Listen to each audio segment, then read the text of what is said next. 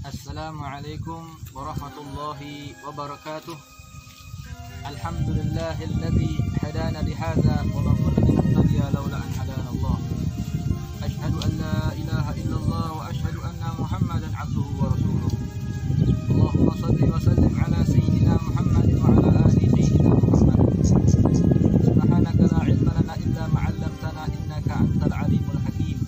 Fa ya rabbi ishrah li sadri wa yassir li amri wahlul 'uqdatam min lisani yafqahu qawli.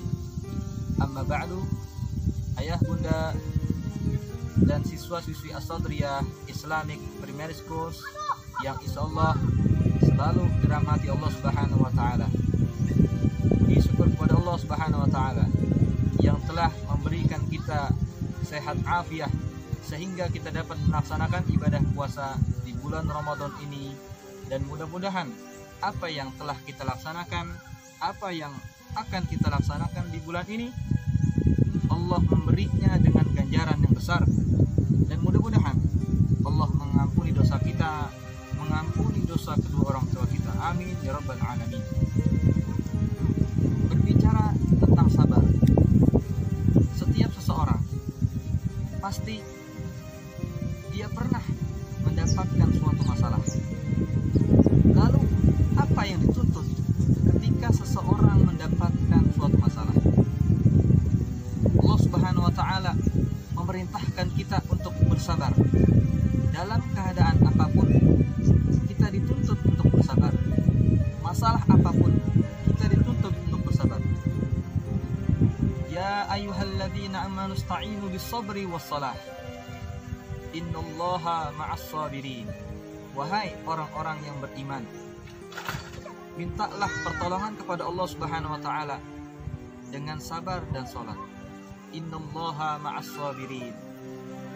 Bahwasanya Allah bersama orang-orang yang sabar. Maka dari itu, hendaklah kita menghadapi suatu masalah dengan kesabaran.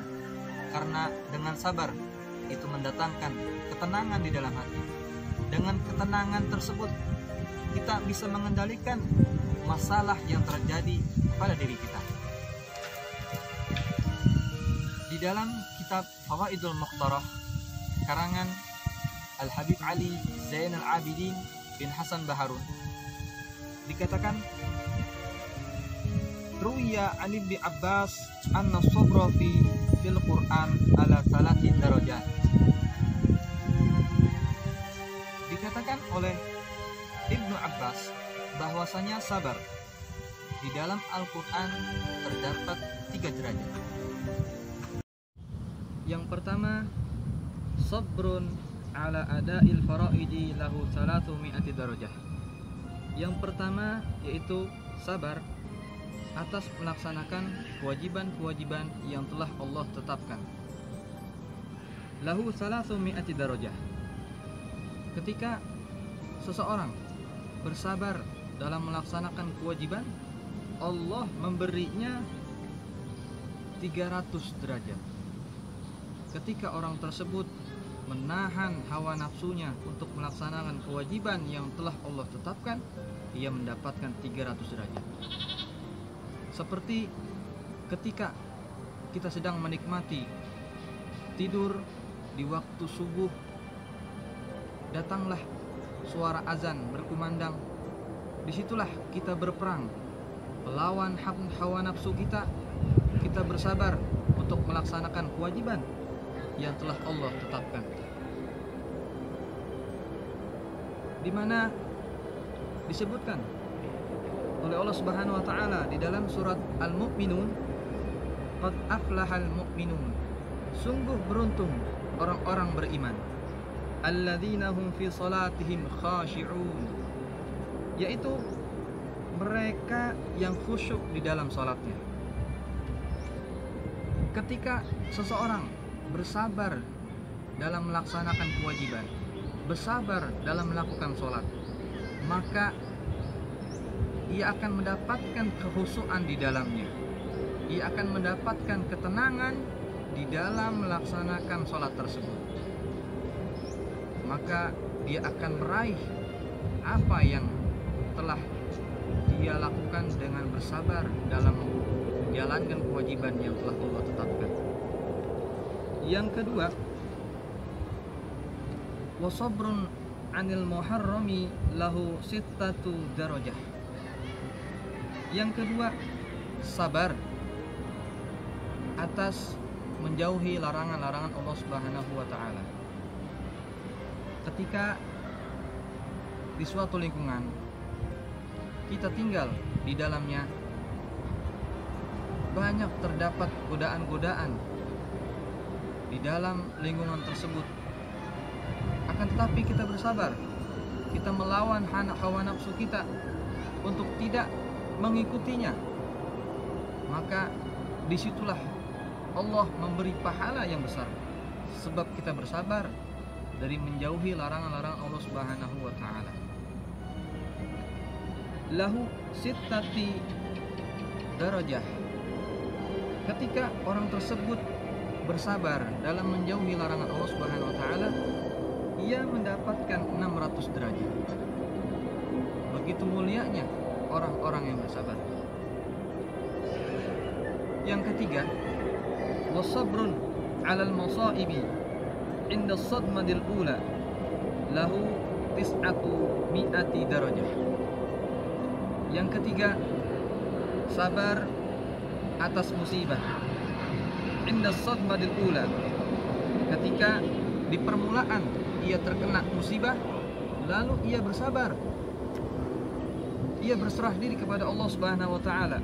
Lahu tis'atu mi'ati darajah, ia akan mendapatkan 900 derajat dengan sebab ia bersabar ketika ditimpa musibah.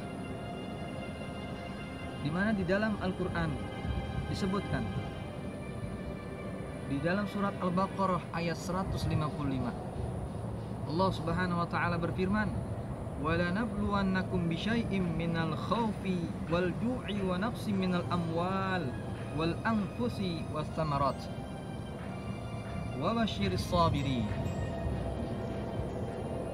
Dan kami pasti akan menguji kamu dengan berbagai problematika kehidupan, seperti sedikit ketakutan di dalam hatinya, kelaparan, kekurangan harta,